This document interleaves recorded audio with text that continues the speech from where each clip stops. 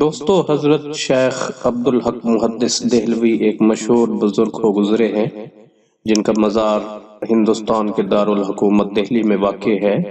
انہوں نے اپنی کتاب جذب القلوب الی دیار المحبوب میں لکھا ہے کہ حضور نبی اکرم صلی اللہ علیہ وآلہ وسلم کو مدینہ کی مٹی تک سے محبت تھی۔ آپ صلی اللہ علیہ وآلہ وسلم کے چہرہ انور پر مدینہ منورہ کا جب غبار پڑ جاتا تو آپ اسے صاف نہیں فرماتے تھے۔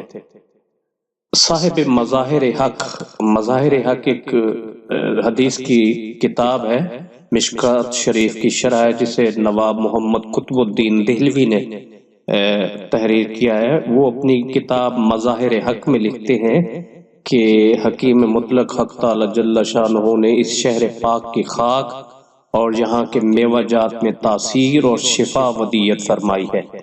اکثر احادیث میں منقول ہے کہ مدینہ منورہ کی غبار میں ہر قسم کے مرض کی شفا ہے۔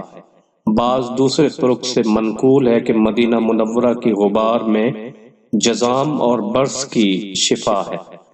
آپ صلی اللہ علیہ وسلم نے اپنے بعض صحابہ کرام رضوان اللہ تعالی علیہم اجمعین کو حکم فرمایا تھا کہ وہ بخار کا علاج مدینہ منورہ کی خاک پاک سے کرے۔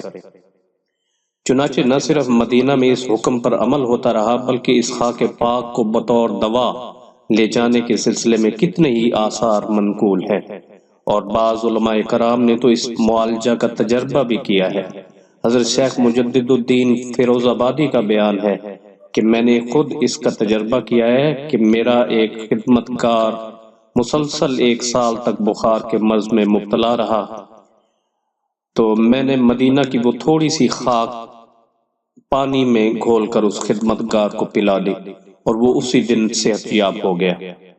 حضرت شیخ عبدالحق محدث دہلوی رحمۃ اللہ علیہ فرماتے ہیں کہ انہیں ایک مرض لاحق ہو گیا تھا جس کے بارے میں اطباء کا متفقہ فیصلہ تھا کہ اس کا آخری درجہ موت ہے اور اب صحت دشوار ہے۔ تو آپ فرماتے ہیں کہ میں نے اس خاک کے پاک سے علاج کیا اور تھوڑے ہی دنوں میں بہت آسانی سے صحت حاصل ہوگی۔ اللہ تبارک و تعالیٰ سے دعا ہے کہ ہم سب کو مدینہ طیبہ کی حاضری نصیب فرمائے اور اس پاک فضا میں سانس لینے کی توفیق عطا فرمائے، اور اس مدینہ منورہ کے غبار جو ہے وہ ہمارے گناہگار چہروں پہ پڑے تاکہ ہمارے اندر جو ہر قسم کی روحانی جسمانی امراض ہیں ان سے چھٹکارا نصیب ہو۔